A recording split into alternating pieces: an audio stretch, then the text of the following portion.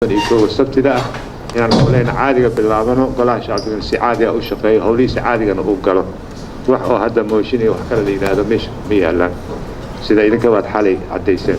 14 bari kadib Professor Maxamed Sheekh Ismaan Jawaari afhayeenka golaha shacabka ayaa shir gudoomiyay kulanka guddiga joogtada ah ee golaha shacabka kulankiisii 29aad maalmihii la soo dhaafay waxaa jiray muran siyaasadeed oo salka ku hayay mooshin xukuumaddu la sheegay inay gadaal ka riixayso oo laga keenay afhayeenka golaha shacabka Jawaari kaasoo saameyn ku yeeshay howlihii soconaya ee dawladda sidaas oo kale gudoomiye Jawaari waxa uu sheegay in 31 bishan oo sabtida ku beegan soo aadan kulankoodii caadiga ahaa ay yeelan doonaan golaha shacabka raadinayna in ajandada maalinta sabtida ah 31 ah ajandadii golaha la geyn lahaa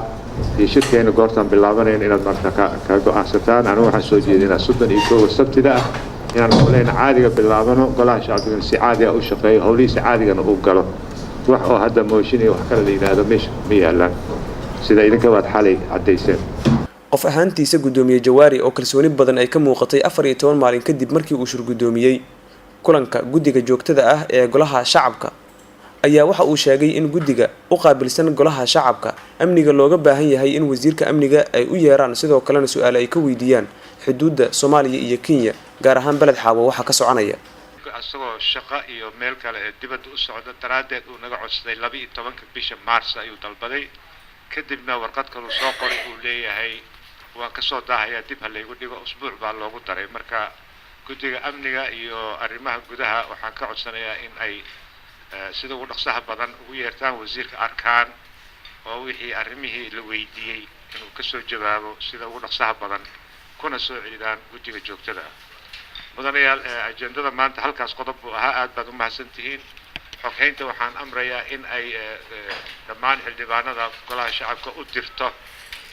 ogeysiis in uu berito jiro shirkii oo waxaan leeyahay sabtidii shir gudoominta gudoomiye Jawaari ee guddiga joogtada ah waxa uu imaanayaa iyadoo xalay saqdii dhexe xildhibaano golaha shacabka ka tirsan oo badbaadada golaha shacabka la baxay ay sheegeen in gudoomiye Jawaari mooshinkii laga keenay uu jabay shaqadiisana loo baahan yahay inuu qabsado dastuurina xafiiska uu ku joogo sida ay sheegeen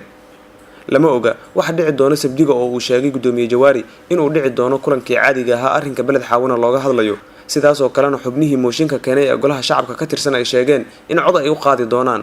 kalsooni kala laabashadii goor hore ay sheegeen gudoomiye Jawaari inay ka dhan tahay